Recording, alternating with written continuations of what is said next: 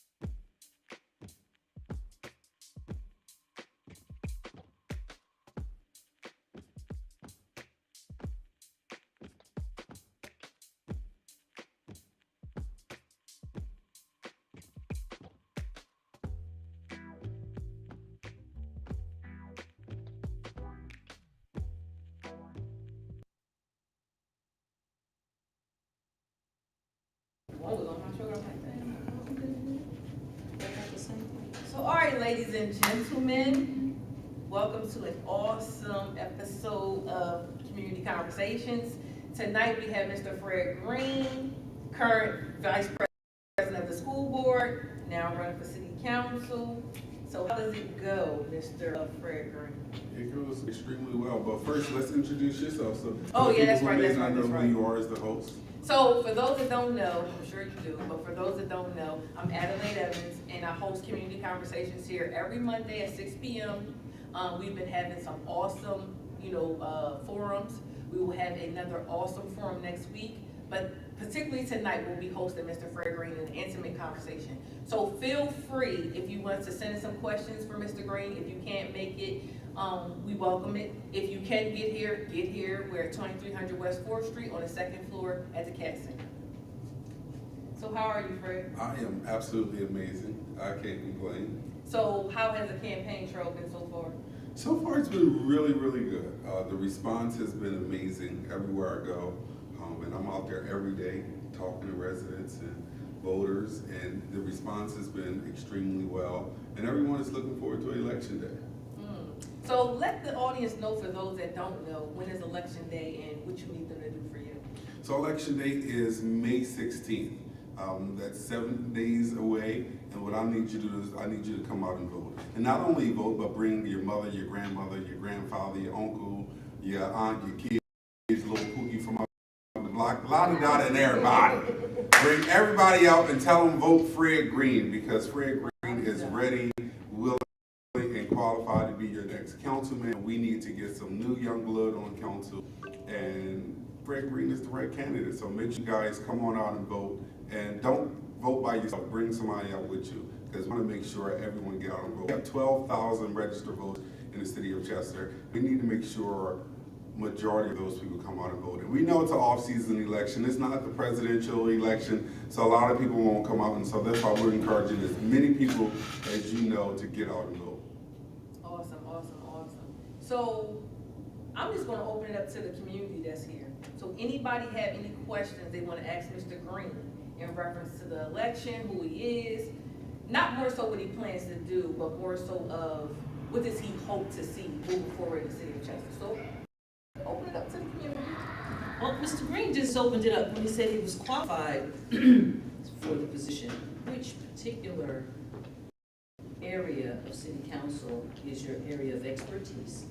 And what is your background that says you are prepared for being a citizen of the city? And now, with how the economy is going, with a retired member of the city, again, what is your area of expertise, and which department do you plan to want to fall into?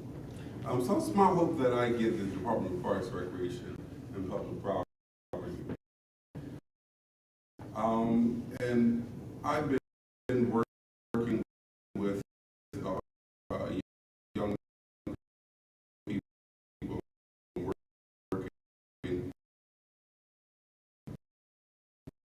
with youth for a number of years.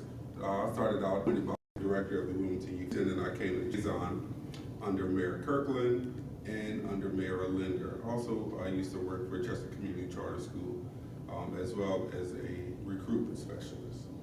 And now I am Recruitment for students or recruitment For students. for staff?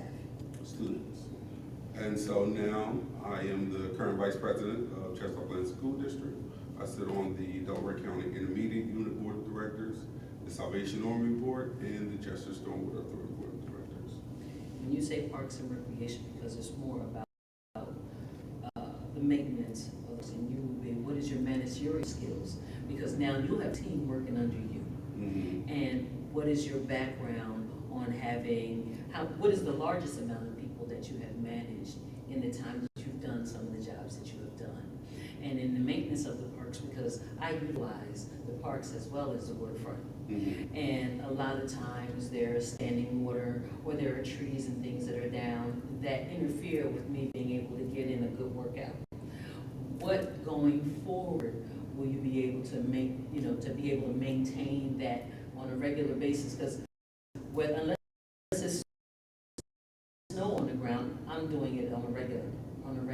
Mm-hmm. And how often will you maintain and keep everything up for us?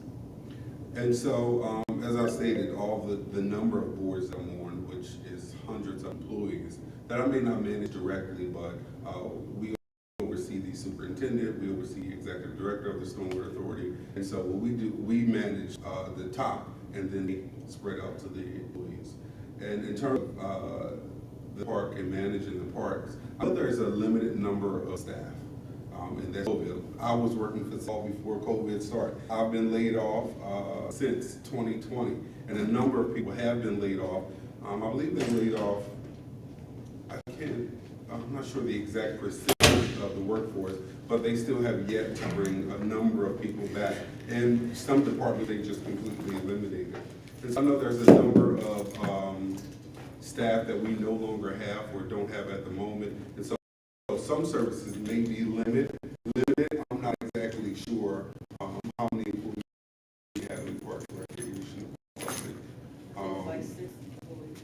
Is it 6 only? I know we have way more than that. I worked in the Mayor's Department, I worked in Parks and Rec Department previously too.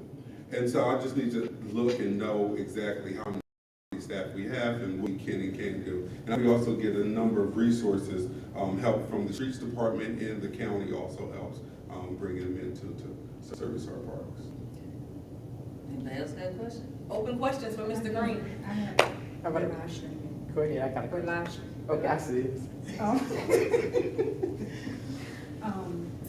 So right now you're the vice president of the school Yes. board, which is under receivership. Yes. And when you go into your council seat, you'll be under receivership. So how do you feel, one, that working under the current receiver will aid you in being able to go under a different receiver? What do you see as the similarities and the differences, and how will you use that to your advantage? So being on the school board, I've worked under 3 receivers, unfortunately. And so I am used to working Are with you able to say receivers. again how many receivers you've worked under and how many years you've been on the school board? I've been on the school board for 6 years now, and I've worked under 3 different Can you say it receivers. again? 6 years. I've been on the school board for 6 years and have worked under 3 receivers, which is sad and unfortunate. But I will be willing to work with the receiver, and I'm willing to work with anybody that's going to come into the city and help our city. I don't believe in making it whether you're Democrat, Republican, whether you're white, whoever you are, if you're going to come in and help the city and make decisions for the betterment of the city, I want to work with you. Because I recognize that one person can't do it alone. One government body can't do it alone. It's going to take a number of people, a number of agencies all working together for the good of Chester. And I am willing to call out for help. You know, at a time like this, we're in a crisis. We need as many resources and as many people as we can to come into the city and to help us move this thing forward. And so I'm willing to work with the receiver, I'm willing to work with the county, I'm willing to work with the state, or anyone who's involved in bringing Chester back together and making us thrive again. In what ways do you think that you'll be able to support the school and how did you serve once you're in your city council seat? Well, I spoke with the current president of the school board and several members, and we recognize that it's getting ready to be a transition in terms of the school board. A number of people are running for school board, and then 2 people who are currently on the school board, we're both running for city offices, and both of us get elected, then we'll have a whole, you know, we have about 5 new members on the school board.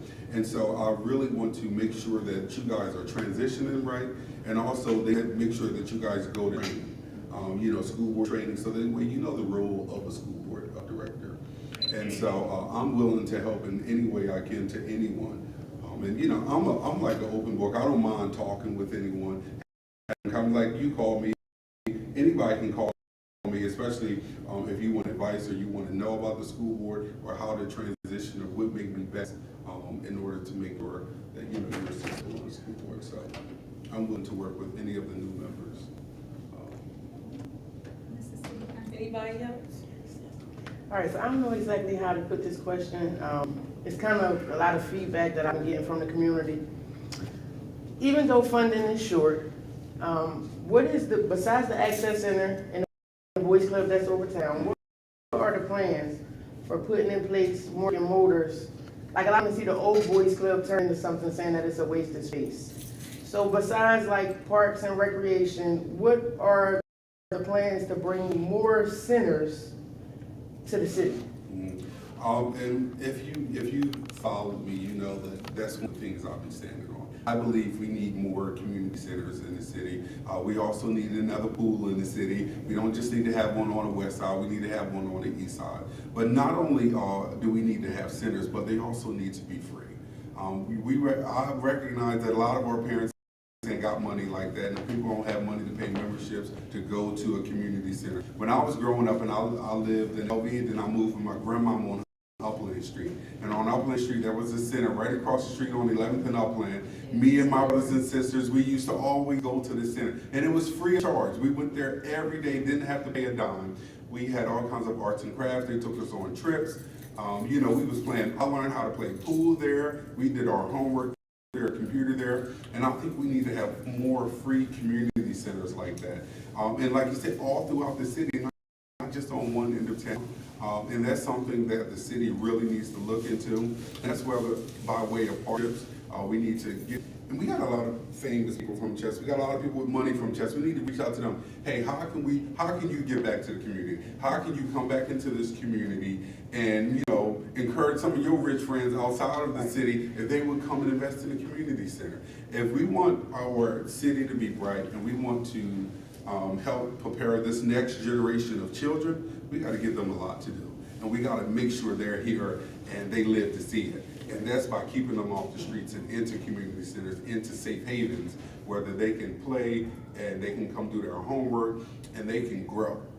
You know, so I am 100% for talking and building partnerships and trying to get community centers all throughout the city. So currently, does the city own the property at Front and Fulton Street, where Old Boys Club used to be? There's 2 pools, basketball courts. I am not sure. I think that was owned by the water company. Yeah. The water company owned that. So it was something that they donated to the city? Yes, and they even furnished the water and everything for the pools and all. Whatever the communication that went on at the time that ended, I don't know what brought that about. So it's a But partnership that's a that research, needs to be rebuilt. that's a thing to research and find out, okay, what went on between the 2 entities that we no longer have utilized. Right. Because I think the pool is cemented over. Okay, Oh, at the old boys. it was 2 of them, okay. I think it's. I haven't been back there in years. I'm just, it's not utilizable, let's Right. just say that. Okay. So. And I used to go to that Boys and Girls Club all Right. the time. Then used to go to Maze Water Ice, Right. give me a Yeah. pretzel and Mountain Pretzel. Dew, water ice. I mean, my You know. 23-year-old son utilized Right, it. we all went there, right. So we all had a purpose some of my son, now, my youngest son, first job, that was his first job. My granddaughter, that's her first camp. So we need a whole lot more to be able to add to our community, like you said, on the West End. Right. Because some of It's the like West they End forgot don't want about to. it. Well, yeah, It's yeah. like Rick forgot about, no school over there. Well, I think that a research can be done with the old boys club. I think it needs to be because Mr. George Carter ran it for many, many years. And I didn't see a need for a new boys club over there because that they are not implementing what the kids really need besides, I mean, the education wise, but they also need to have an activity besides doing a whole lot of work. Yeah. We should have had a pool put there, just like our high school. It should have been a pool put there, but it was never put there. Well, Okay. in actuality, there is a pool in the high school. It's underneath Where? the gym. It's underneath the gym, it's underneath the gym. Is it, Yeah. well, But because things didn't go well, yeah. they just covered over it. It's actually a pool underneath the gym. Well, that's the middle of town right there. Yeah. Of Yeah. utilizing that pool that sits there, that we paying our tax dollars on. But what we haven't done is utilize the things like the Ys. We have a Y on each side of town. They have a pool there that needs to be resurfaced and redone. There's two pools that we have not. Yes. gotten up That's to the par. old league center. Yes, And yes. the Why over Y time? on And Ms. Donna Mims is trying to set up a board to be able to get things fixed there at the Y, which is Murphy's Community Center, so that they can have more for young people during or after, during the weekends and after school. Hey, it's worse than a child drowning who does some. We had Crozier, and that was like my mom. It's a quarter at one point in time to go to the pool. We need to do that once again. And like, that's the east side and the west side, and the boys club and Pal League building. Most of these cities around here have Pal League building. When the officers said that they don't have any access to be able to assist the children, there shouldn't be just a few that come over to the Boys and Girls Club. There should be those that want to come and interact with them on the west end as well. Well, they have this little thing about the east side and the west side. That's right. You know that too. The center that you went to as a young man, a little boy to me, that's not suitable at all, but I don't think it would cost that much money Which to building even is that? rebuild it down from your aunt Nursey. Because your aunt Oh, Nursey yes. used to run that, along with some other parents over there some years ago. Yeah, Ms. Evelyn, yeah, And what happens is, we have a habit of, instead of rebuilding what we already have, because it's gonna cost us less money than to build up from the ground. Depending on the No, materials that's the there. structure If there and all, is that's true. asbestos or anything like that, That's then true. we're talking expensive. Yeah, it's Because And to we- resurface that pool in Memorial Park was, I think, $300,000. Wow, so Just we the have concrete. to, yes, we have to go and see what the infrastructure is made of. Right, If exactly, right. we can recycle, because Philadelphia is recycling every building that they have that has good bones. And, And it can be done here. yes, The biggest problem is we got to come together to do We it. have to come Absolutely. together. That's the biggest problem. And And once that's, we come together and take those hangups and throw them in the sea to remember no more, we can build Chester back up, because as I was coming up as a young girl, Chester was beautiful.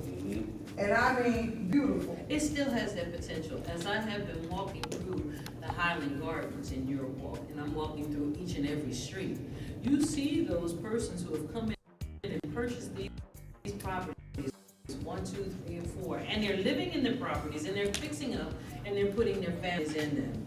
It's changing drastically up there. It's changing. Well, there And has I'm been a big grateful. jump, I'm across from Holland It's Gardens. There has absolutely been changing. a big change considered to what it was. It has been, I yes. think after the Boyle Street Boys and the young people seeing how they went to prison, I think they began to do inventory on their lives. But then your biggest problem is that you got children raising children, or children raising themselves. You know, so we do need places to implement these children.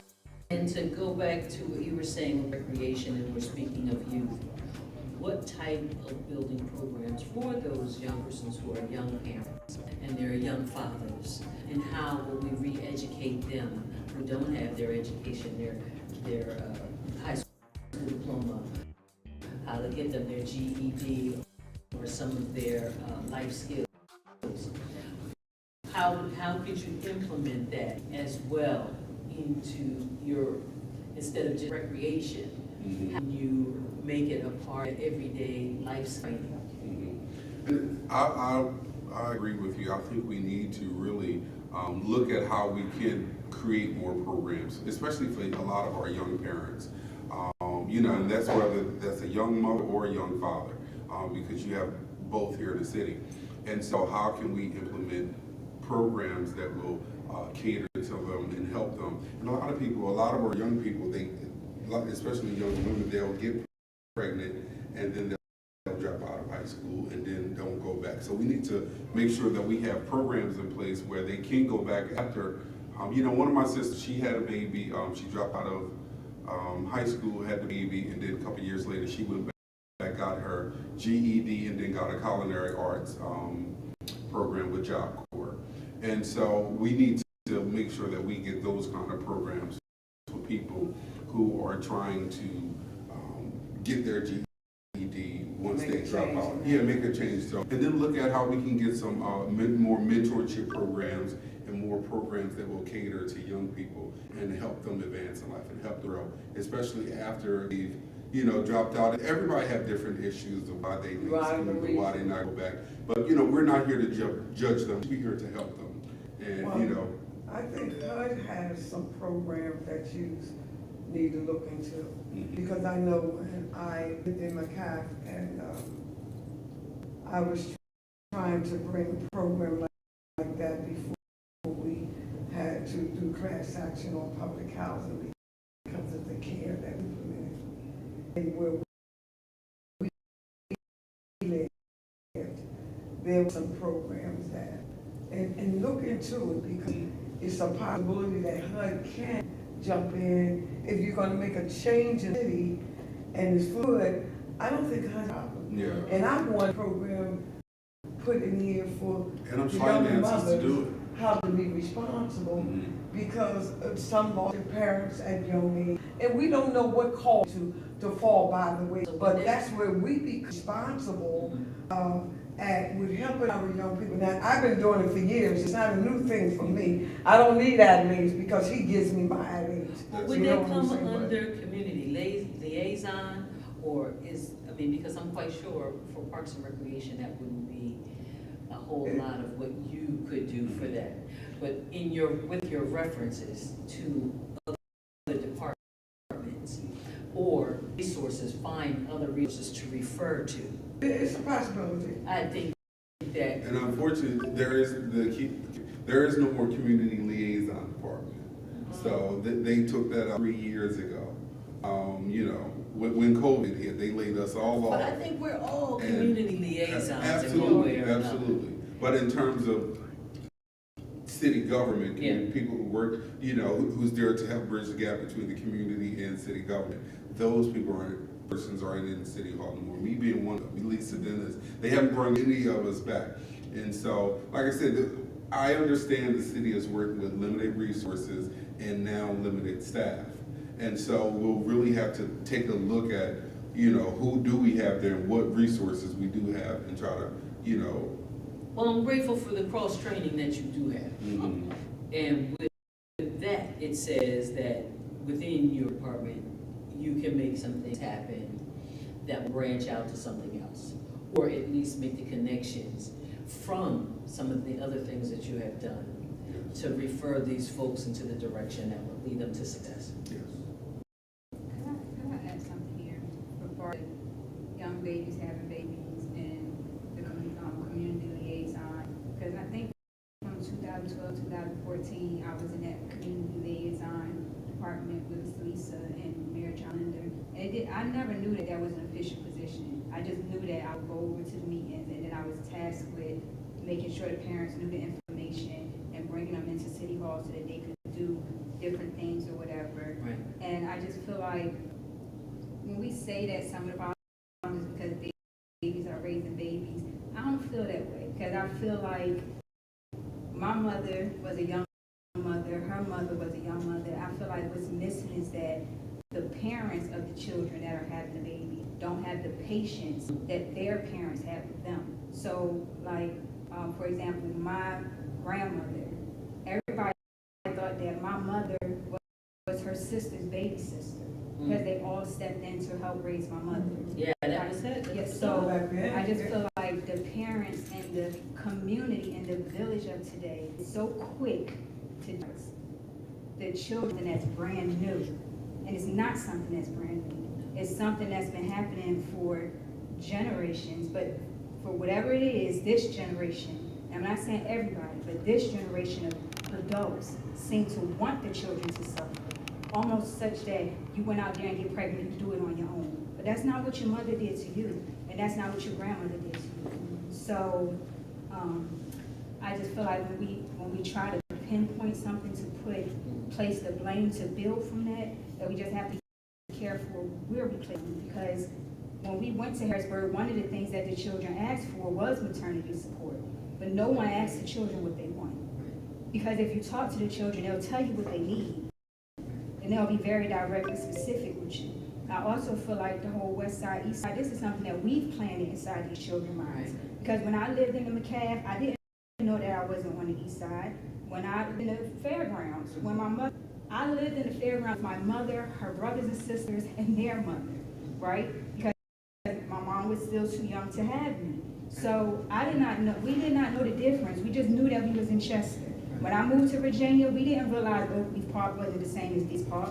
We just knew we crossed the streets and everybody taking care of everybody's children. So if we want things to be different, we have to change the mindset of things like, oh, that pool is for the east side. Why would you say something like that? There's a pool over there. Send the babies to the pool. Chester's, in my opinion, is too small to have an east side and west side. I done lived in Brooklyn, and you could be in Bedford-Stuyvesant and never make it over to Island. That's true. And it's a whole nother height, so it's like countries within a borough. So for me, Chester is not big enough to be an east side and west side, but I understand that an east side and a west side has been created. We can most definitely put something center city, right? So that the children are coming, you have to come from both sides to be there. And then once we start creating spaces where our children are together, they'll see each other more. And a little, that east side, west side will go away because all they'll see is each other. The same thing with the schools. The reason why I'm so against charter schools here in Chester, I'm not against charter schools specifically, but I'm against the divide that they create in this community. Yeah. Because instead of us all being at a basketball team to support our babies, you got one set of Chester children here playing basketball, one set of Chester children there playing basketball, and then y'all get together in a room and you fighting each other because you want two different basketball teams, right? And it's not supposed to be Chester versus Chester, right? It's supposed to be us versus everybody else. But the adults are refusing to create spaces for the children to understand that it's us. All of us, it's us together. What I'm asking of you, if you get over there, is that you attempt to create the mental change, because everything else can be done. No one goes over there and try to create mental change in any of these positions, not on the school board, not in city government, not nowhere. I have a question for you. So how can you do that? Like, how can you, I'm not even going to ask you, what can you do? Will you make it a priority to change the mindset first? Because like I said, the action will have, the pool will come, you know, eventually people will say, oh, let's pour the money back into Chester because we want other people in Chester. So that's what eventually happened, especially when you have a $50 million complex coming here or whatever. How do you change the mindset so the people of Chester understand that just because that $50 million complex is coming over there, we can still be here in our city? So how do you do that? I think that's great, and I think we do need to change the mindset, not only of our young people, but of our adults too. Yes. And one of the things you said was, I was with you in Harrisburg, and I heard the children tell the state senator's office and the state reps what they want. And if you know anything about me, you know for years, since I was a little boy, I've always believed that young people deserve a seat at the table. And that is one of the things that I will push, once elected. Make sure that we have young people at the table when we're making decisions about young people's lives. A lot of times, it's older people making all these decisions about younger people, but they never ask the young people what they want or what's best for them. And so I believe that young people need a seat at the table. And one of the things I want to recreate is make sure that we have our junior city council. We need to have our young people and make them feel included. We include our young people on decision making when it comes to our city. And so you're right, we have to change the mindset of our young people and of the adults as well.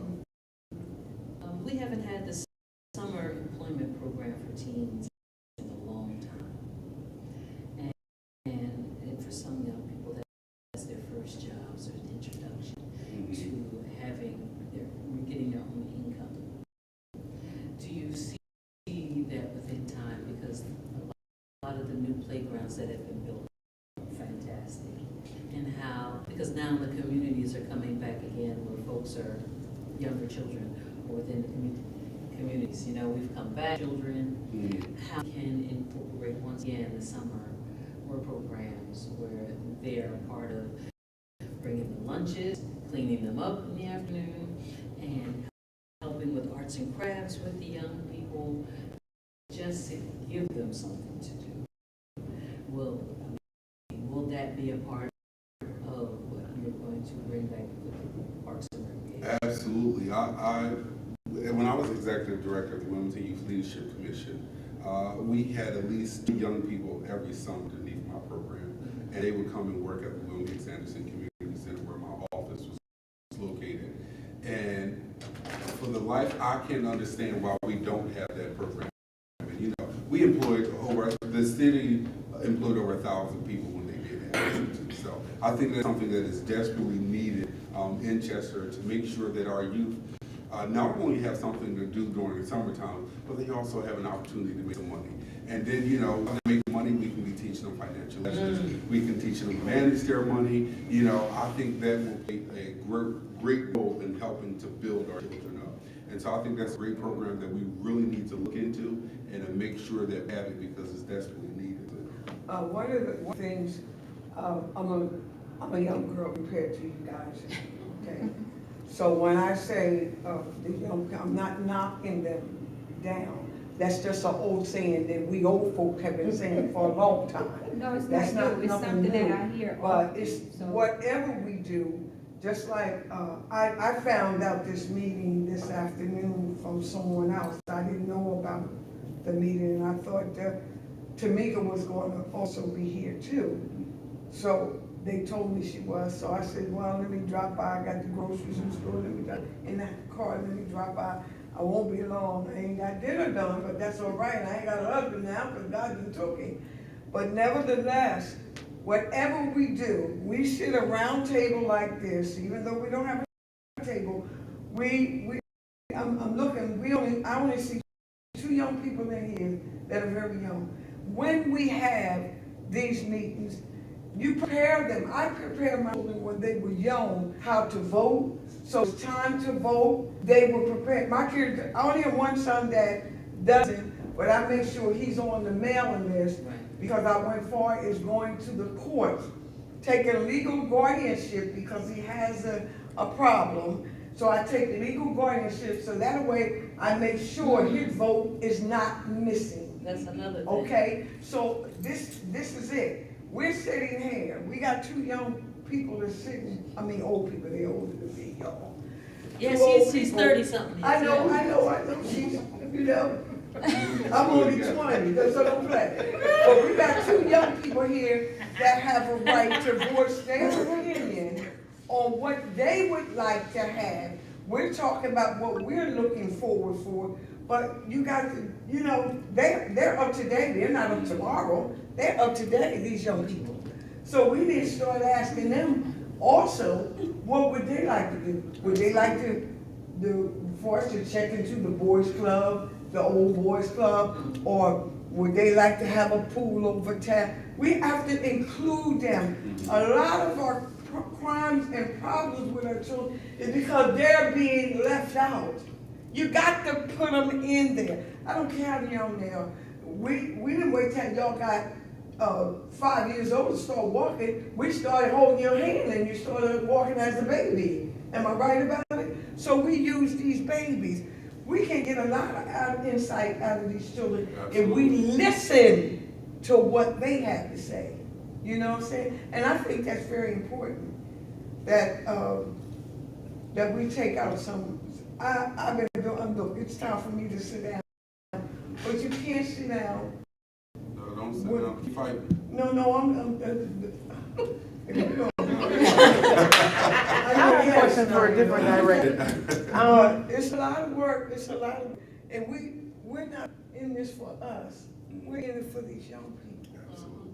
That's who that today. Am I right, baby?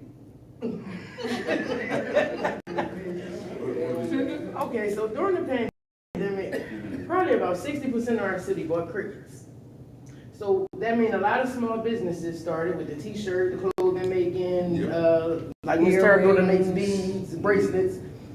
So Chester Park, I feel like it's unused.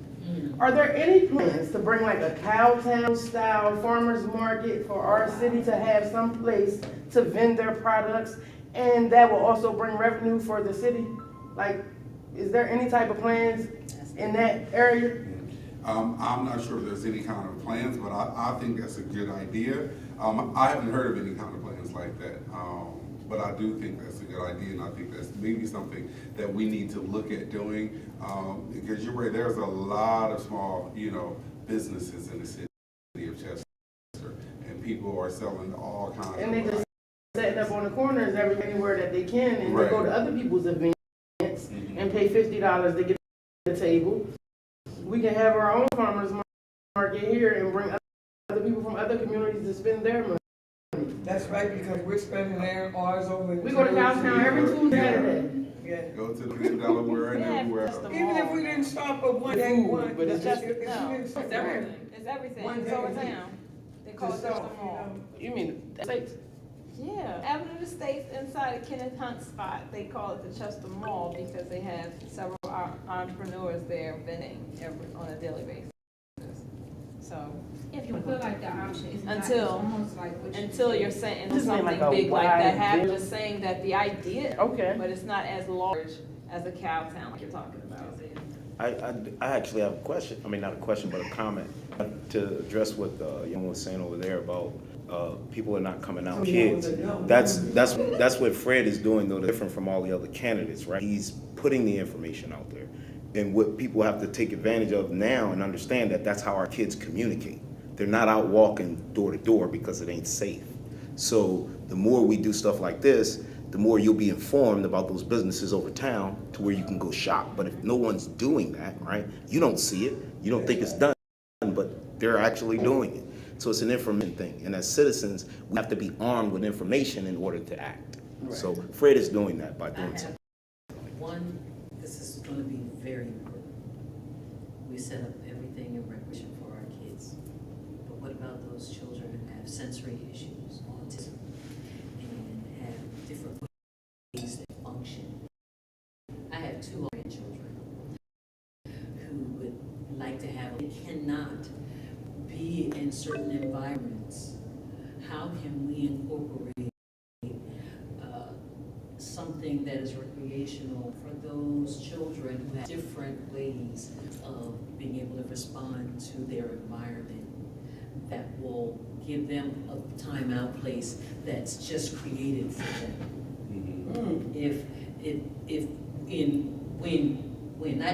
When you should make your move to, and you're lifted and elevated to. We've forgotten that community. And it also will, if you would, incorporate those officers who might eventually interact with these children with these different deficiencies or ways of learning as they're growing into adults, that they learn that these are the adults in the community and they have certain situations. Because we can go to any other community who have really afforded their small neighborhoods with signs that say autistic children here, or children who are blind here, or children who have certain, or blind, deaf child here. When will we also try to reach those youths as well and educate the community around that? Because we have gotten so desensitized that if we have a child with special needs or new needs or additional needs, if they get lost in our community, we have no way to identify who they belong to because we've lost touch with one another. So, I did win, if you could, because I feel really at a loss when my grandchild cannot go participate in things with everyone else, and they so long for it. No, I agree. And I don't think the city has ever looked at anything like that. And like you said, I think that's the forgotten about community. But it's important that we include them. I have a number of friends with autistic children. I was just a part of the autistic walk. Rick gave them $1,000 for the walk. That was to find ways to include them. We need to look at how we can include them, how we can create a safe place and a safe space for them so that they can play, they can enjoy themselves. Because we always have the stars come in and hold basketball tournaments for everyone else, but they don't hold anything for them. And they too are interested in the basketball and the baseball. Absolutely. And Dancing. they are very interested in the same people we're interested in. Yeah. But why haven't we lifted them up to let them know that you're part of our community? We see you, we respect you, and we're gonna protect you. I really think that can be implemented here in the city of Chester, simply because in Westchester at the Y there, they do have it, because I worked. Well, let's get our whys up and running. At the Y, I worked in a private home Don't start. dealing with, and I used to take my clients to the Y there. Yes, ma'am. And then also, you have the big leap center there that can be well utilized. We can also set something up there for those children, because I think everybody has been hit with that one way or the other, but they've never looked at that. They, like you say, they It has a were on the name back now. burner. It has a name now. Right. I mean, you can't tell me my older sister doesn't have autism. But they love, Okay, they love you can't tell me music. But it has a name now. It has a name. Specifically, it has a name. And even if they can't walk, because both of my nieces and nephew are total care. Yeah, well, But I they go to love a the different music. community. So what we would do when I worked at Elman is we would have the what you call it, the DJ playing music, and we would dance with them going around a circle with their wheelchairs. They are elite with that. They And love athletic. Yeah. And It can be done. they dance and they do everything. Miss Everything. Monty, what was Miss Monty's last name? Rose. Miss Monty Rose. Okay, she didn't exclude anyone from her dance classes. And we need to, if we're gonna do recreation, they need to have recreation. for them especially, and it would be a great big uplift for the parents, or whoever guardian person is of them.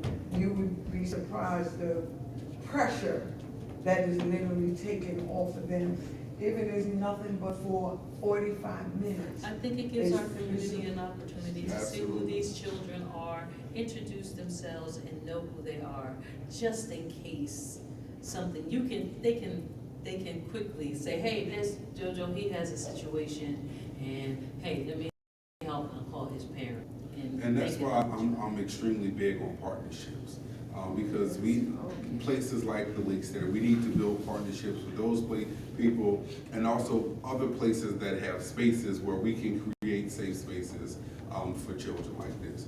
And it's, we know that the city doesn't own a bunch of properties, where we can read spaces like this, but it's places like the League Center, places like the Cat Center, and other places, and the Y, that needs a lot of work, but we can get there. Why is not open?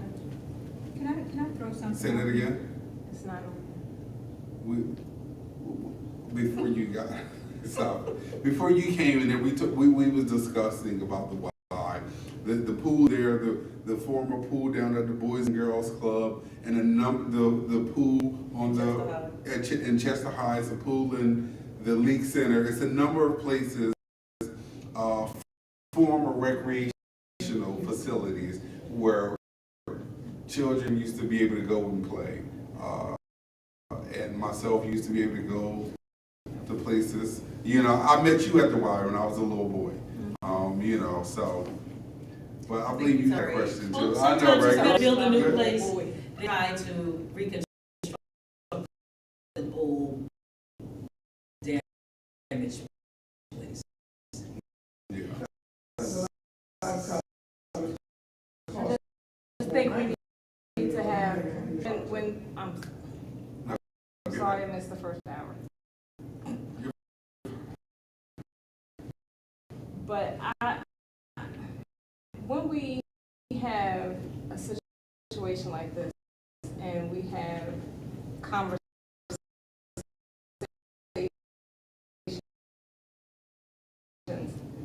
I would like us to have realistic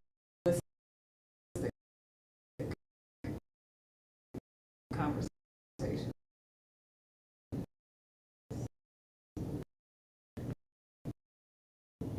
And not like pipe dream conversations. And I don't mean don't dream big, but I mean look at what we have. Right. Look who owns what it is you're talking about, and have realistic conversations about how they can be changed. Because when you look at the Y is not Y anymore, right? It's not the Y.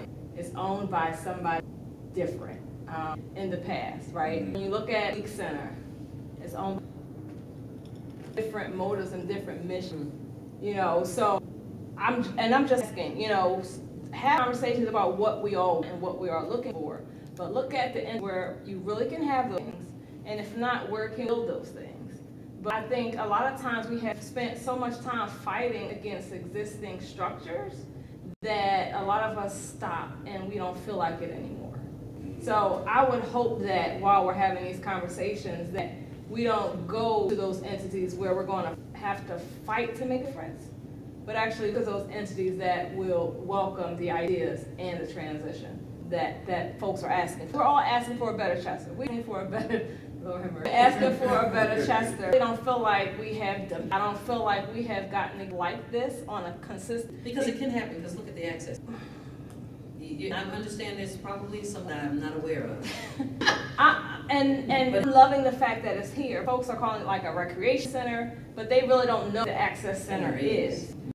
Right? So that's, when you talk about educating the community on what's real. So if they say, oh, it's a you know, recreation, and you keep hearing that, you think it's a recreation center because you keep hearing folks say, a recreation center is on the west side. That's not true. That's not true. You know, so What is that though? That's messaging. It's messaging, yes. So I'm saying that when we have these conversations, let's be realistic and let's not give those false messages, and you know, but to plan those out when we're talking about them. So again, I apologize for being late, and I'm not sure all the questions that they asked, so I'm not going to try and. It was centered around Parks and Recreation. Parks and You Recreation. can ask any question you like though. Yeah. Yeah, the questions are open for the community. Okay, so thank you all for this. So Parks and Recreation, that's assuming that the city would have the same structure and would be over Parks and Rec, right? But there's other departments Correct. that needs the same vision. See, my question was to if he had the choice of what department experience fall into make him most pliable for. Right. But with that, right, so I think that's a great question. But along with that, we know the current, don't, No, a lot of no, a people lot don't of don't. So the mayor has the No. authority to That's appoint right. you. Yes. on the department. Right, so so when you say his choice doesn't matter if the mayor, you know, whoever the mayor Whoever the mayor is, is. don't think don't want him Fits there, there. regardless if that's where he think he's best. So you need to be, and I'm not just saying you, but anybody who's running for these positions needs to be savvy in all these areas, really. Have a little bit of knowledge because of the way it's set up. Right now, it's set up that you guys are directors, Yes. but it was past that the directors actually had an assistant director who really knew everything. Yeah. But And then it's that's still not all the set time. up But where not all the time. There's still deputy directors in Not all the each time, department. depending. I will say, yes, Parks and Recreation, most Because of definitely. the right- Right. The assistant director ran the department. Right. In my own opinion. Right. Okay, in my own opinion. All right, but in some of the other departments, that department head took the win. They took the fire. Right. So there's streets, right? Yes, So can I ask a question about streets? yes. And is that department that handles, and I'm only going from what I'm hearing and seeing, is that streets? That would be a portion of street and L&I, health department as well. Okay. But I know the mayor's department have been handling a lot of the dumping in terms of dealing with the police side, because I know now they're giving out fines and they're. No, they've been giving out fines. Yeah, That's they been are years. giving out, They've been giving but it they're out for doing years. it more often now. They're catching more people now. Yes, it's a different situation now, especially since the insurgent of fire stuff and all and because we've torn down so many buildings, you can see it. Right. It's no Right. longer hidden. They won't take it inside a abandoned building and get rid of it. You see it now. Mm-hmm. You can see it. Right. So I don't know if it's a fair question to ask. If you were thinking about, a plan, if you were to lead that particular department, like, do you have a plan of action, or have you, thought? If you have it, that's fine. I'm up with no. You know what I mean? I'm rather no than somebody tell us something that you just think we want to hear. But I've not heard a plan, even from everybody, a plan of action to truly clean up Chester. I hear, like, if there's a group that's complaining about trash, then you're looking at that. But we're not looking at, okay, are there ordinances for, grass? Yes. Are there ordinances for the abandoned buildings? Yes. Are there ordinances, and I hear that, license and inspection, that's the problem.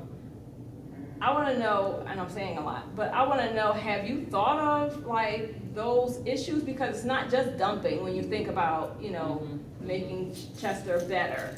And I know you're good with partnering. So, did you have any ideas, or have you had any conversations about? I have had conversations, even at the debate, the last debate that was at the League Center. They talked about how you would attack. They talked about abandoned cars. But I told them it's not just abandoned cars we need to focus on. It's not just dumping we need to focus on. Like I said, it's these blight buildings, the grass is high. We need to look at the ordinances that's on the book and enforce them. A lot of things, enforcement is not happening. And so, But you gotta look The- at the city everything is- entailed with that, with the enforcement. Can I say something real quick so I can redirect this? Because you can't speak to something that you're not doing right now. You also can't speak to something where you haven't been inside of the room and you don't know what the conversations are that happening. But what I want to say is, we can't get a wide.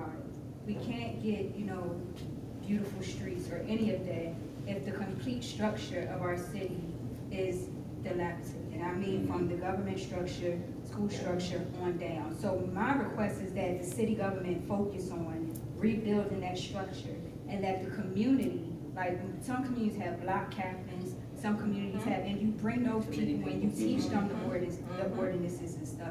And then you let those people be the enforcers of what's supposed to be going on The with ombudsman the in their neighborhood. with the support of the government structure, so that you, the government structure, can do what you need to do to put Chester at a space where we are effective as a government But you structure. have a different set of people in your communities, where before we were neighbors, and we overall cared about the look But I and think, the but I equity think we of our still do. neighborhoods. I think we still, on my block specifically, we look out for each other. Like if children miss their bus on my block, I know I work from home, I done took children to school, I done took mothers to work, I done took groceries to houses, people that brought groceries to my house, cleaned off my neighbors' cars when it's snowing stuff. I just feel we assume so much. We assume that our neighbors are not, you No, know. that's not an assumption. No, I'm not talking about just you, I'm just talking about overall. When people speak, they speak generally Okay. instead of the one-off. So we generally say our neighbors are not neighboring. We generally say we don't love one another, but that's not my experience. So I feel that if we find those people in those neighborhoods that are willing to be those captains and be those enforcers so that the government can govern and get yourself back to being a governing body that doesn't have to worry about, you know, the headlines of being disincorporated and all this other stuff. Like, I want for y'all to be able to focus on that. Whatever you can't handle, that's what you have a community for. But I just feel right now it's a lot of gatekeeping as far as the marketplace and all those things. We don't know it's there intentionally because there's information that's just being gatekept, right?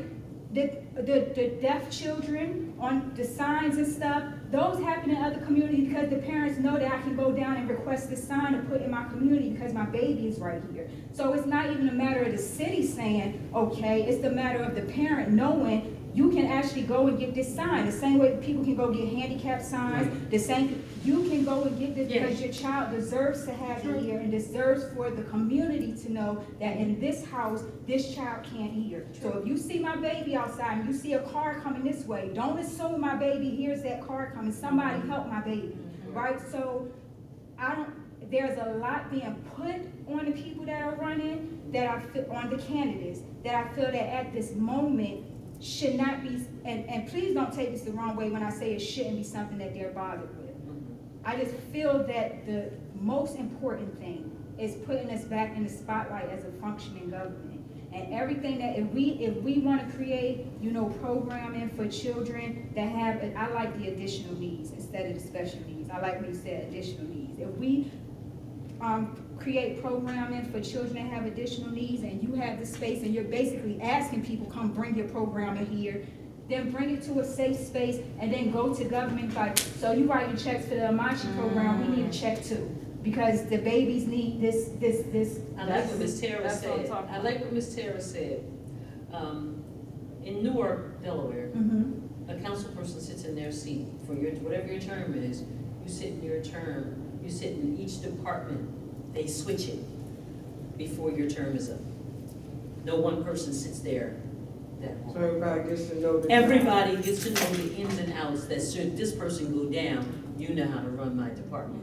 And if that person is not brought back in, this person knows how to fill in until we teach this next person how to do it. We need to multitask and multi-train and make everybody, not just one person, very privy to everything that's going on. I can't tell you who the code enforcer is, and you're correct. Our revenue would change for our town if each department knew what city ordinance were pertaining to their particular department to assist us. But we can't just bang the elderly because the elderly don't have any more bang for their buck. But we do understand that when they are elderly, what programs and what things can we do throughout all the city council that will assist with cutting that grass, because Ms. Jones can't do it anymore.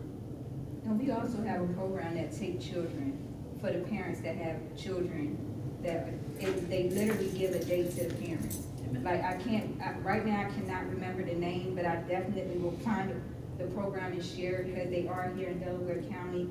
And you can sign your children up, and it's literally like to give the parent that 1 day or 2 days to just be like, you can breathe because we have your Chester is children. in need, we're in need of. Well, when you were talking about the signs, on the 10th Street, down the street from me, Mrs. Mary, she's going on home now, but she fought for years to try to get a mute sign for her granddaughter. Never got it. So when Miss Mary passed, that was a promise to her daughter from me, that she will have a mute sign there. Why she didn't receive it, I don't know, because I don't know the whole story. But she was a senior, and I think that the granddaughter should have got it. So what I did was, I went back and I got it. I got the sign for 10th Street, and Highland on the corner, Grace in 10th, and 10th in Harvard. Okay. For Does she still, the granddaughter still lives there in that area? the mother lives there. She's the one that is But adhering to bed. I mean, look at how many years it took. It shouldn't have to take that. Well, I got a question. Your department, Huh? whatever. I got a question. Go ahead. So, all right, we're talking about these block captains and ordinances. So say like I'm a community member. Say I walk down the street and I find 10 code violations. And I make the complaint to L&I and it never changes. What's being done to put the workers, put the inspectors back on the street? Because when I first moved back in 2015, they used to ride around and measure the grass. They was. Since 2016, way before, maybe 2017, I ain't seen nobody. 2019 was the last time I haven't seen an inspector on the street in years. that I can actually say code enforcers were out. 2019 was the last time that I can It's actually. just like if I make a nuisance complaint, nothing gets done about the complaints. I can say, okay, it's a field on the side of my house, the grass is too high, it's rats over there. The grass needs to be cut, who owns this? So I complain, but nothing don't happen, so, I mean, I haven't complained, it's just a scenario.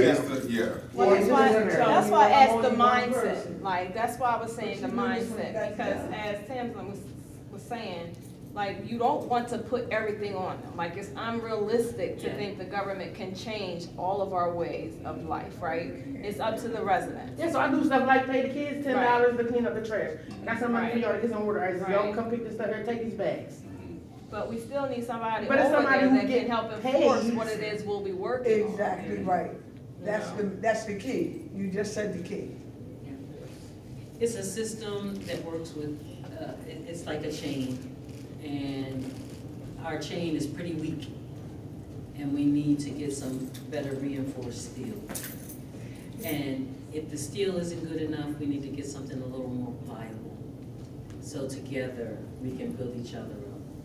Because I think what we're saying and what I'm hearing is correct, and I think you're hearing too. Everyone that we sit in the positions as city council should be privy to everything. So that you, if I asked you a question in reference to parks or streets and lights, or I asked you something about finance, you can either direct me to, or you can at least give me a small information and then tell me how to follow that up with the resources. If I'm hearing that correct, Ms. Tara. And I want to see that happen too. I want to see that happen too, because we haven't done it enough. We haven't done it. So I think what we've said, as well as all of our ladies and gentlemen here, once you get into a position and into a seat, it's better for you to know more than one thing. Okay, and you need to know a little bit about everything, because you're gonna be tasked with asking the questions, and unfortunately, they're gonna hold you accountable for somebody else, and somebody's gonna hold them accountable for you, and so on and so forth. And then you have to move that rudeness out of the way. Okay, I think they're very rude over there. They are. And they don't think, I'm telling you what Granny said, they're rude over there. And I went to pay my tax. I don't owe them nothing but what was due this time. Okay, then I went to pay for my sign. And instead of, never give me the opportunity to say, well, hi, how are you today? Or none of that. Didn't want to talk to me, because you know, I'll bite my tongue. I don't have no problem with telling you, but I left it alone. Instead of going, and she went back there and got the lady, and the lady come up to me. I didn't even get a chance to ask for the lady to pay my handicap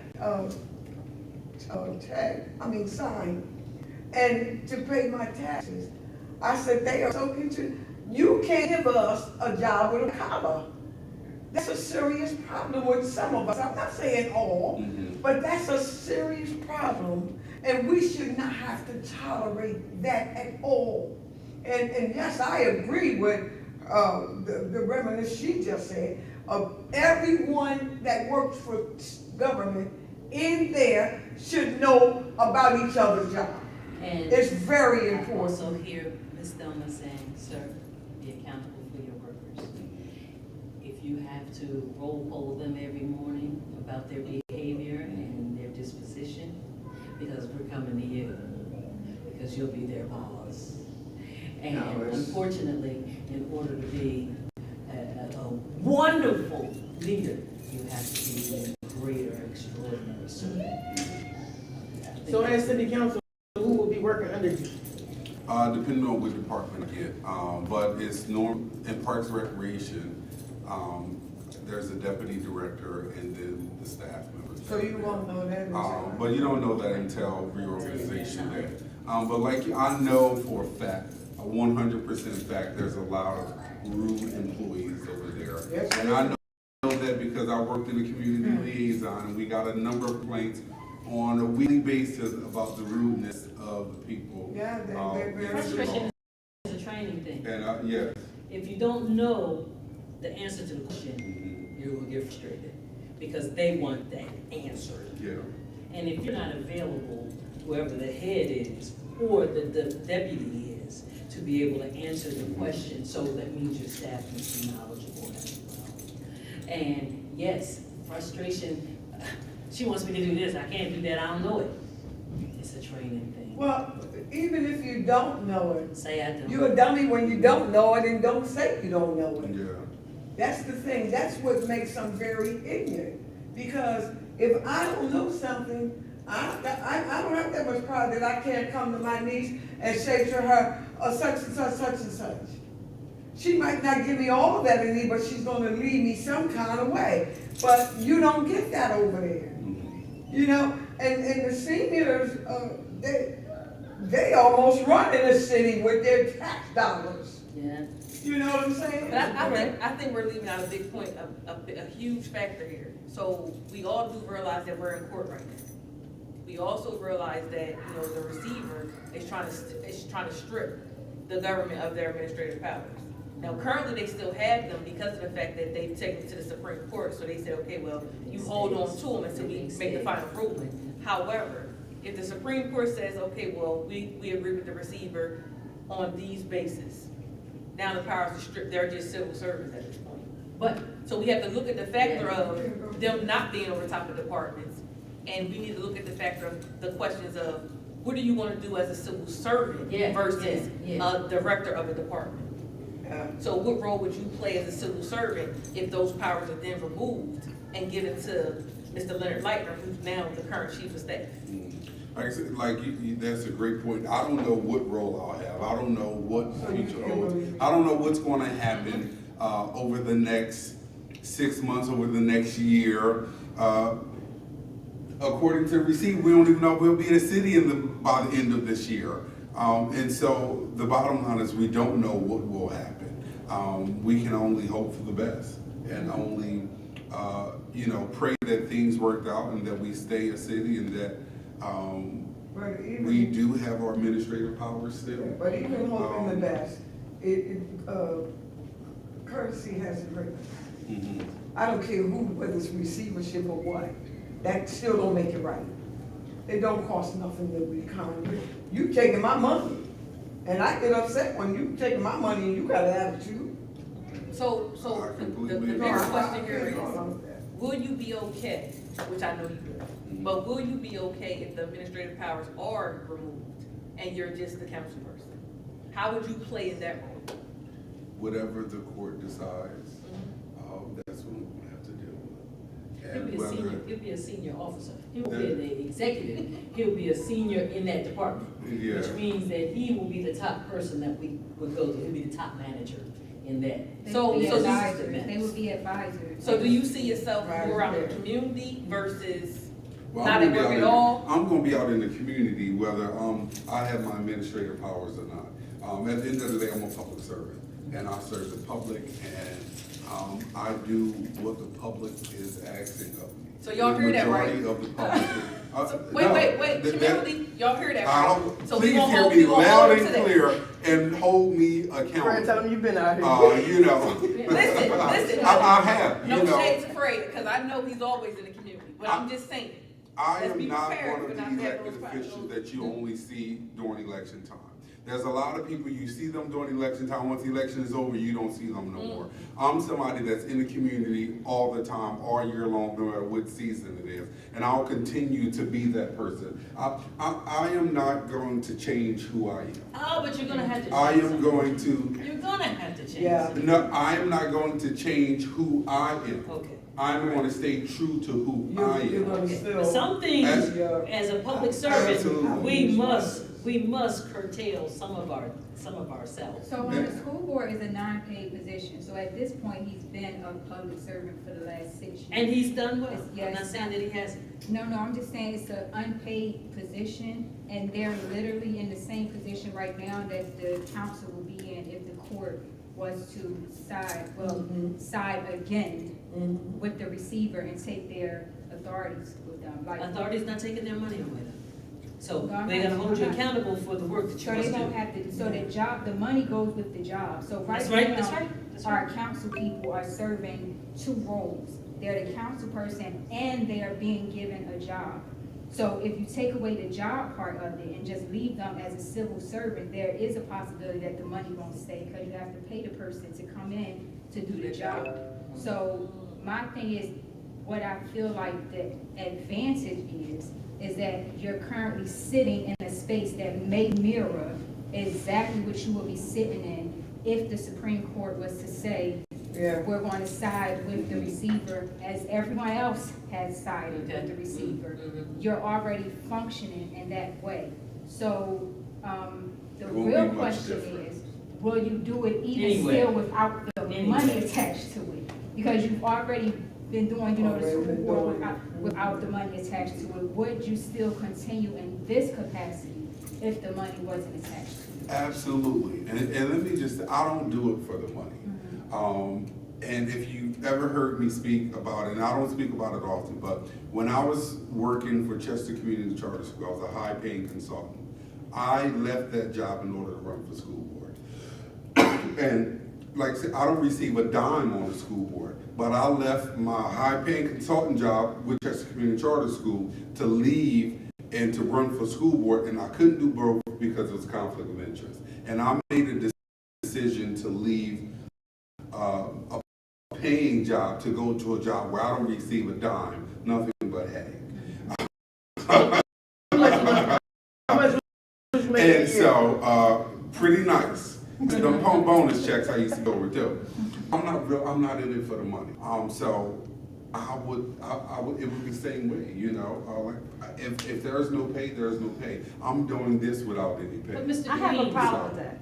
You have a problem with Yeah. I what? have a problem that we always have to cut our lifestyle, yeah, there it is. our finances to prove, or, you know, That we're dedicated to a particular a cause, right? Mm-hmm. So, But that's a different argument, T, don't you think? It Because- is, it Because is, you're but- talking about the city don't have the money and can't really afford it, and so until you can get the city enough generated tax dollars and money to be able to afford to pay people, we can't get there. So at some point, you gotta take a loss. there's money, Well, yes, but they can't pay the pension. There's money, but they can't pay the but pension. there's money. I get it, but what I'm saying is when those jobs like that, think about it. If Stefan gets elected and he says, I want to raise the pay of every councilman, or I want to bring, we're going to have a problem with that, right? I mean, because we are in debt, and you can't go and say you're going to give yourself a raise when we're in debt. So I'm just saying, you bring up a good point, but in the capacity of his role, he's already proven he's worked without pay. No, and that's fine for some people. I'm just tired of us working without pay.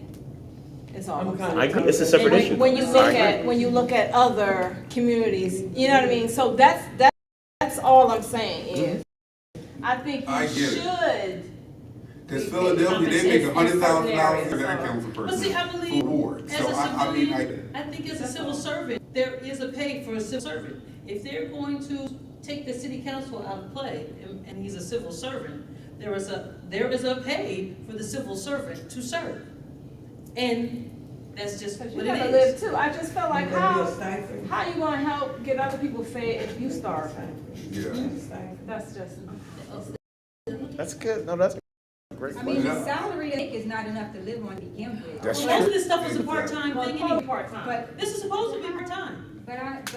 But the state but we're asking for him to be over all these people, we're asking for them to be there when we have a complaint, we're asking for them to do all of these things, which is not a part-time position. Because if you really wanna see the person in charge every single time you walk into the building, there's no way that can be a part position, because True there that. will be times that. Absolutely right. True that. So the only reason why I asked that question, because it may come to where our city government mirrors our school board government. So I just wanted to know how you would operate in that capacity. I'm not saying anybody should work for free. I'm a very strong component of not working for free. But I also know that if they were to mirror, then the people that are running for these positions should know, while you're fighting so hard against it, the school board has actually been operating in this capacity for the last 12 years, and no one seems to be bothered with the fact that they're operating that way, because they do a lot under the circumstances, because some people will say different, but under the circumstances, they do a lot. So, to say that it shouldn't be that way, but it's been that way for a whole group, elected group, operating in the city for the last 12 years, is something that's worth. There's revisiting, Yes. those are things that have changed with time, and ergo, we're in this here muddle. Alrighty, so now how do we get to solid ground so that we can climb? Absolutely. Well, we Absolutely. first need to think about the fact that we're gonna run out of money probably by the end of this year, and we're gonna need to borrow money from the state to make payroll in January. And So they let's don't start tend there. they don't tend to sound like they want, as from what I've heard from the receiver, yeah, they can bail us out, but will this position again? Will this happen again? Because it's happened Several times. again. He's not that, warm about having the state bail us out. But that's why I bring up the thing about the farmers market. It's like we gotta start generating money for the city that just stays with the city, they don't share with everybody else. Like, we need more of our own So stuff to if we collect create from. this market, how will that reflect inside of the general fund? Because we all can have a business in here. We all can have co-op, we can all have all those beautiful, bright things. But all we keep hearing is, they're bringing businesses. But what is that doing for our overall budget for the city? Because as long as Nothing for the as people long that's as I'm bringing, pulling but if up we with was a to bring a business, farmer's market to the city, it would probably only operate on the weekends, which would be 2 days, and we would be able to split the money between different departments. What would be Without- great is that these businesses that come in here don't get a tag for the length of time, Yeah. and that reap some of the benefits of their We can reap. But for city council, y'all don't got control, right? They make decisions on some of this. Yeah, well, the city council has to vote on it. But the bottom line in terms of finances, the city does not have enough money. We do not have enough, we do not have enough tax revenue. And so we have to build a stronger tax base. And that by way of home ownership, we need to knock down a bunch of these abandoned homes and try to build up new homes, get home ownership. And we also need to bring up economic So, development. how do We gotta we- bring businesses here and this, small businesses Yeah, too. right, We yeah. need some businesses to come here. We need some companies that's gonna come and, buy up and build up on the waterfront and all throughout the city and, really, invest in our tax base. We gotta build a stronger tax base. But we also gotta make the city more welcoming, more But that's what I was about beautiful to for people to wanna come in here and invest in here. So it's a lot of different things that's gonna play a role in trying to help the city. When you talk about home ownership, okay, so the city give out $10,000 from the block grant. Mhm. Why don't nobody know about it? Only thing I ever see the city advertise $5,000 for Delaware County first time home buyer. They put up giant signs for Delaware County home It's buyer. more to it than that. It's more to it than that. Relationships are, they put up home buyer program. Okay, Chair gives out $10,000. okay. Nobody knows, there's no advertising another gatekeeping thing. There's been what's the name of that bank? It was Bryn Mawr Trust. There was a sign, because those people were upstairs. That sign was in that window for years. I will say the last 15 years before they decided to leave out of that building. Okay, but I mean, like, okay, so the young adults who are between the ages of 24 to 35 who should be buying houses, they have no clue. I'm bringing them this information, You are so correct. and they don't have no But wait, idea that but the wait, city but gives wait, money. You are so You correct. gotta remember something. If you're buying a house, you gotta think school district. You gotta think of jobs. Yeah. People are going where all those things are already In place. There's really nothing here. Yeah, but So- there's people here. But wait, if we don't focus more on, okay, so let's get to know who's gonna be on the school School board. Let's Yeah. figure out what their plans are. Let's figure out what's gonna drive us forward to get our kids back into the district. Right. So that the school district in itself is more viable. Well, I'm just I'm talking gonna just about, give you, I'm gonna just give you my wholehearted opinion. My now 14-year-old has never been in Chestnut Plain. right. She has been in a private school. So, I say all that to say that, yes, have I been here all my life? I have. But when it comes to educating my children, getting to where they need to go, I'm gonna put them in the best option for my child. Right now, Chestnut Plain School District is not that. And we have, Okay, without the school district, so just when you, talking about housing and tax base. wait, let's just think of Swarthmore, for example. Okay, School tax is off the Richter scale. You wanna know why? They have good opportunities there. right, and they don't mind paying. The schools are phenomenal. So when you think of buying a home, you can't just say, okay, well, we need to bring people here to buy homes. No offense to anyone. No, I mean getting the people who renting into ownership to build the tax base. But They don't, but wait, the person that they're renting a house from itself, they own massive property. not even that, the people that rent the home, they don't understand that this house they're living in, taxes are coming from this house that pay for your school district. They don't get the relation between why Seymour have the good school district, why Lower Marion have the good school district. They don't understand when someone is saying, oh, these parents are fighting for somebody not to be on their school board because they're paying $30,000 in property taxes, $50,000 in school tax. So it is in that age group right there, those are hopeful people that want to come in, want to start a family, want to be able to branch out and can't do that. But I think it all hand in hand with home ownership, bill tax bracket, and the city ordinances. Because a lot of the renters don't own the houses, they don't care about the houses as much. If they owned it, they will go out and sweep the sidewalk a little more maybe. But I They think that's still an wouldn't. assumption too. I think that's They an still assumption because the person that owns the house should come and sweep in front of Well, their we know they property. live over each. But it doesn't, but that's the problem. That's where the If you know ordinance these is in. people are buying these homes and they're nowhere near here, you have 20 homes in Chester, you live in Florida, and you're never coming up here checking on your property, there should be a mechanism to where you can take those houses back, because if you're not gonna be here and properly maintain your property, you shouldn't have the property. If you're not gonna be here and you're letting your taxes lax and you're letting your, everything just go to waste. But you're holding on to that property. Yes, like it's unnecessary, and so, like, people that rent, most of the time, people that rent is because they don't understand that your mortgage could be cheaper, or they Yeah, yeah. understand and they don't have the credit, or they have the credit and they don't have the income. It's a So lot of it's not education. everybody, it's not the fact that they want to rent, just that education is so important, very, very important for everybody. I'm not talking in a school, because Yeah. school educates you, school is there to Not teach about you a life. certain thing, and you learn it, you test on it, and you graduate. That's what Right. school is for. Yeah. We are not pouring into the community that they need to know so that we can actually be a community. That's Baltimore have a buy a house for $1 because they don't want their buildings empty. Right. So if you can buy this house for $1 and fix it, then give it to them for the $1. A lot of our buildings that are dilapidated can't actually just break them down. They're historical landmarks. So it's when people say, why is that Or they're building? beyond repair. I just feel like when you own it, you take care of it better than if you rent somebody else's I know space. people that are homeowners that don't buy their property at all. Me too. I mean, like the bulk of it. I think with our welfare to work and all that, we have EDSI, I think there's some of the training that should be there. All right, we're going to do the job. We're going to even talk to you and put in your head about becoming a homeowner and how easy it can be over a time once you've afforded yourself a good foundation to be able to do so. And our So, whole as you said, community cannot be changing the mindset. poverty, cannot be project, which y'all need to do, to get some mixed income housing.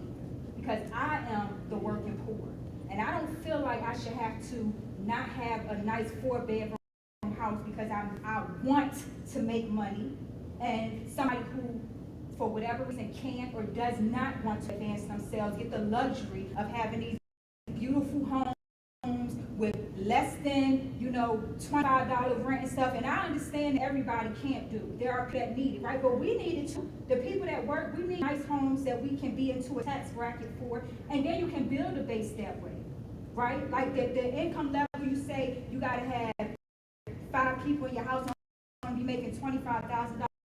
Who? Okay, That's hard. So we'll never fall into that bracket.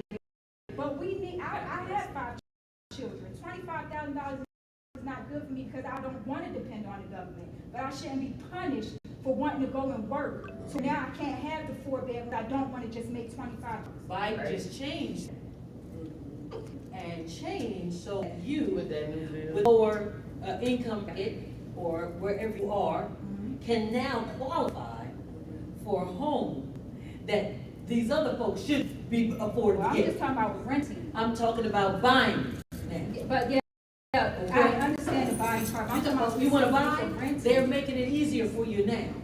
Yeah. All right? With the income you have. They're making it easy for you now. Now all you have to do is go through the process to get there. But everybody don't want the responsibility of being a homeowner. So I'm talking about people that are renting. But in the community better? Yeah, we do. No, she said housing projects. Say like when they Yeah, put like for the fairgrounds like- up, it shouldn't just be all low income people there. Yeah. It should be a mixed environment. It should be, because McCaffrey But- is a but- mixed. It's just an But we also example. have All of them houses depend and on, you know. I'm separate, that's just how I mean, the type of people that live in them, the type of jobs that they have. said Most of them are all low income sell. people. There were people that they were charging more money to. I know they to did. In some They even cities, rent 'em out they actually, regular especially price. with new property, you actually have to build a certain amount McCaffrey's a of good low example. income along with the new developments. Like in Virginia, that was, I'm sorry, say that again? in Virginia where I had lived at, in order to, when a new construction, I built a house out in Virginia. Okay, take care. And they basically, what they do is, they'll let the construction company come in there and put up these nice $500,000 homes, but you also have to have affordable housing within it to have the mixed community. If you're gonna come and build there, it's a requirement, right? Because I didn't understand it either. You build this house and I'm like, well, why did they just put townhouses right there? These are all homes. And when I inquired about it, they was explaining, no, this is an ordinance of the city that if they do this, they have to do it. Same reason why we have to have police services or health services, right? Because of the amount of people we have. It should be mandated that if you are gonna build these homes, there should be affordable housing and things like that where we all can live together because we're being trained in school together. We're doing all these things together. So isolating it is just not the answer. Yeah, well, McCaffrey is like that. And since they all fell under that umbrella of the class action suit,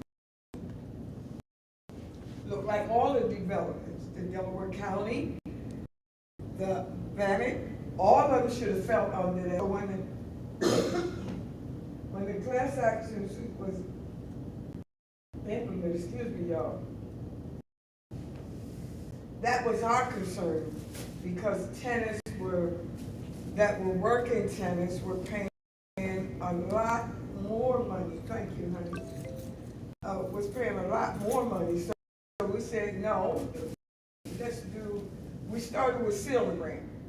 And then we said, no, if tenants wanted to buy, give them that option to buy. So I don't know how the Delaware County is, but I do know that in McCaffrey, and I think you know too, right? That there's homeowners there too. And they seem to flourish pretty good there, you know. But it starts at that level where decisions are made. They're advocating on behalf of the citizens. But And I feel like another component that we need to look at is public housing as well. And I say that because we don't get any tax revenue from that. So I feel like we had a program within inside of that actual program to elevate people, give them financial literacy, teach them about home buying, to remove them out of that space and have that space for a temporary time. We could cycle them in and out. Then those people are now coming out to the community. They're buying a home. That's now added to our tax base versus You Your stand grandma forever. had it, my grandma had it, now Susan Right, got you it, passed Fifi Section gonna 8 get a now. house. Everybody name that's on the lease gonna get a house. No one never thinks, oh, well, you know, I wanna go buy a house, or I wanna, they're never gonna do that Take a because voucher, they you gotta can buy live a under a house. They certain don't even know. guideline in order to to pay that $30 rent or whatever that case may be. When So I I- figure if we put a component inside that component and just cycle them out, it's like a wheel. I think you can do that. I think it's just a challenge because, you know, that you're starting to fall under the lines of some of that stuff come from the state, right? And so we don't have a say per se, right, on that. You always got Financial I mean, we do. That's why I said per se, man. Petition. That's why I said per se. The The whole, what you said though, that is that we can do now, that we can do here in the CAT Center, we can do anywhere, is financial literacy. There's a wealth of information. There's a wealth of us trying to, you know, with social media to put it out there and people start talking about it and educating our kids, because I have a nephew, when he's credit situation, he's in his 30s. I'm like, why don't you just go with the credit union? He was like, the credit union, what's that? But you gotta Oh my remember- God! you gotta I'm remember just this too, explaining to you the financial literacy. Yeah. They don't even know what to ask. But listen, you gotta remember this too. Sometimes certain folks have to be forced. Yeah. Well, it's like back to the starting point. It starts with the mindset.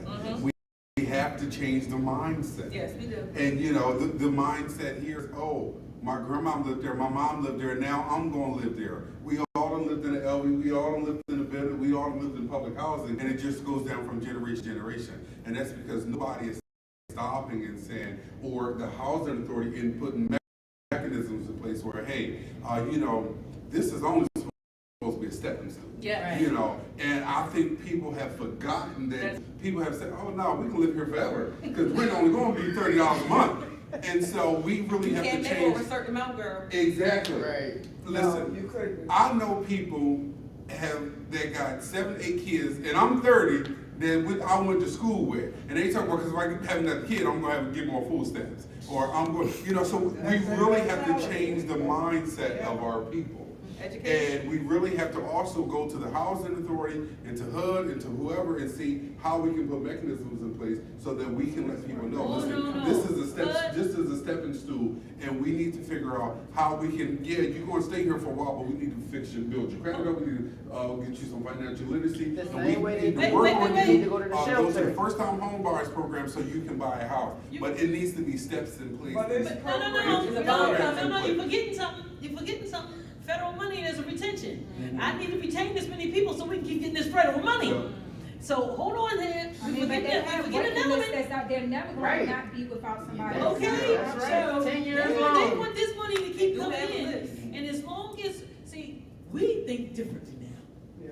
We have. But we have to, because where we are, we in the gutter right now. Okay, And we need to and think we how are, to generate some more our money for this mindsets budget. have changed. Well, I want y'all to know that I never lived in the projects before in my life. My dad and mom always had a house rented, a house for us, and then bought. So when the only reason why I ended up in the project, I never wanted to be a burden to mother. I had babies and it was my responsibility. So I ended up getting a place in the McCaffrey Village. And when I got it, I mean, it was amazing because my rent there was cheap, like $76 a month.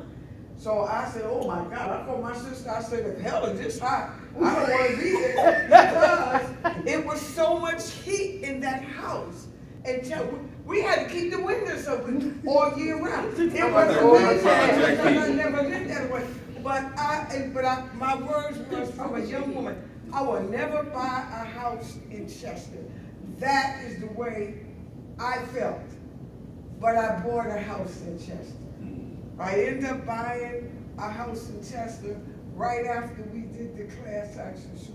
But it was amazing to me. I didn't know the folks lived that great in the McCaffrey and the William Penn without with a little bit of rent because we never lived under that before. So that was a new experience to me. But in going in there, I was able to help so many young women and young men. So I don't regret going in there because thank God he made a path for me to be elevated. Somebody didn't get elevated. And it's not so much because they don't want to, it's because we also opened the door that they could be elevated to make a change and then, but boy, Can I tell you something about mindset? I'm a mother first of her 11 children, but she has seven daughters, right? So when I had my first son, my mother came to me and said, I can get you on an NRHA list, and NRHA is Norfolk Redevelopment Housing Authority down in Virginia. When we moved here, when we lived here in Chester, we lived in the McCab, we lived a few years in the LV, and we lived in the Fairgrounds. When we went to Virginia, we ended up in the projects in Deers Park, Oak Heath Park. But when I was able to have my children, I told myself, even at my 18-year-old age, that I was not going to go into the projects because I saw how comfortable it could be. And my fear was that I wasn't going to come out of it, because no matter how motivated I am, no matter how educated I am, free rent or cheap rent is a motivator to be complacent. And I feel like we get so when I did the whole house thing at 18. And then I ended up having to move to Brooklyn, and I went into the shelter. And when I got into the shelter, another option, you can either sit and wait for the Section 8 to open up, or you can wait for a voucher to go over to the Marcy Projects, or you can take this 5-year program and go find you a house and a job. We'll pay your rent completely for the first year, 80% the next year, 60, 40, 20, until you're doing it yourself. And I chose to go with the 5-year program because I didn't want to become I didn't want somebody to have control over my roof. Now, you may say if somebody is renting you a space like they have control. When I say control, I mean when COVID happened and HUD couldn't pay the rent for people, and you putting seniors out of their home, and you putting mothers out of their home. So it's not even about the being comfortable. You have to explain to somebody, this is a program. If at any given time somebody say this program is not going to exist anymore, you have to be able to be sufficient. And maneuver, yes. Also, when your children turn 18, this is why so many of our babies are out of our households by the time they turn 18, because legally they're adult now, so your rent can go up. Their income count with your income. All of these things. So even people that don't want to put their children out, you don't really have a choice, because either you're going to have your child with you illegally, you know what I'm saying, or you're going to put them on there and risk raising your rent, having to expose that extra income that's coming into the house that you might have been living off of while they were under 18 and didn't have to report it and stuff.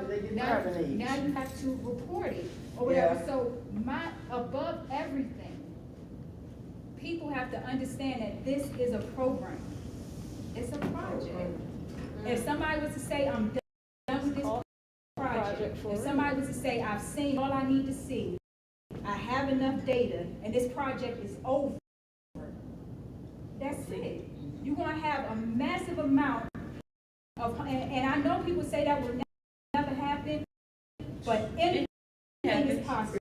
Because during COVID, it was a perfect example of them landlords saying, I don't care Section 8 voucher, I don't care about nothing, because if coming in, it's not coming in. The HUD program, or these housing projects don't have money, Section 8 can't get paid, rent can't get paid, they're going to flow. So we have to, it's more than that. It's being able to keep the babies under your roof after they're a certain age and allowing them to grow in a safe space, make their mistakes in a safe space. Just like everybody else is not black for the most part. We used to laugh at people. We say, oh, you white people. I'm going to say it. We laugh at the comedians, make jokes about, oh, such and such still in their mama house and they 26. But you know what? When they leave their parent house, they own their car, they own the house that they're going into, and they have traveled, they have lived, they have made mistakes, and they didn't have to make those mistakes outside in the world. So we have to be able to afford our children the same thing, and it starts with owning your home. I'm guilty of that. I'm guilty of that. I bought my first house at 18 years old. I just sold it last year. Mm-hmm. So it has afforded me the opportunity to live in it, my children to live in it, me to rent it, my mother to live in it when she was too old, stay by herself. And I have taught all my children that type of equity. Because at the end of the day, I grew up at 4. I used to be jealous, I you was know. in the I used to want a Section 8 so bad. I'm in the 400 blocks. Until I found out they came in I'm and the ordered red who sneakers bricks. and so many. You know? Tell me what to do when My you do. mother, understood, don't get complacent in this thing. Yeah, 'cause nothing's She never taught us that this is your landing. Never get complacent. It's time to move forward.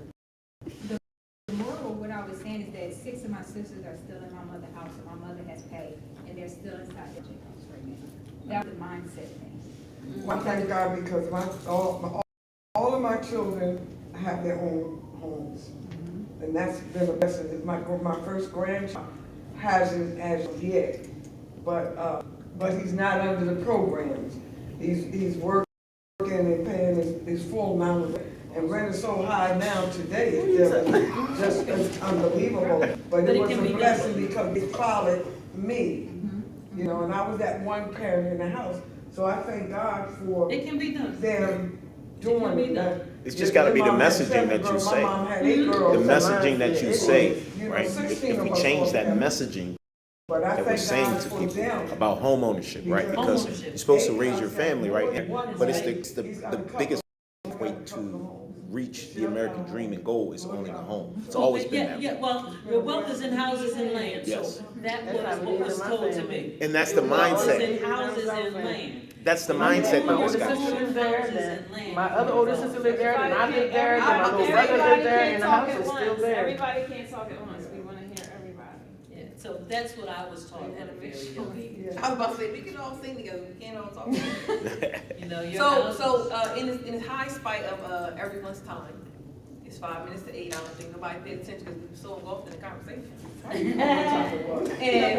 you know, I want to thank everybody for having this conversation. I want to most importantly thank Mr. Fred Green for coming out and answering some of these heated questions and, you know, wondering if he was going to be with pay, without pay, with a title, without a title. But either way, I'm sure that Mr. Fred Green will serve. And if he is just in the capacity of a civil servant, he will do that as well. So again, I would like to thank Mr. Fred Green for coming out and giving us this intimate conversation. I wish more of you would hang. I'm sure you're all on live watching, but I wish you would have been in the room. However, I would love to thank you again for coming out. And, you know, more importantly, what do you need everybody to do next week? Next week, I need everybody to come out on May 16th and vote. And like I said in the beginning, not only come out by yourself, but make sure you bring your family and your friends out. Make sure you call your neighbors and call everyone and let them know it's election day. Let them know how important it is. This is one of the most crucial elections of our time. And you know, a lot of times, often people face and look at the presidential election and the governor's election and forget about the local elections. But this is what really matters the most. And so make sure you let your friends and your family know and get educated on all the candidates that are running for office and make the right decision. So make sure you come out. May 16th is election day. Vote Fred Green and let everybody know, all your family and friends know, vote Fred Green too. I'll see you at the polls. God bless.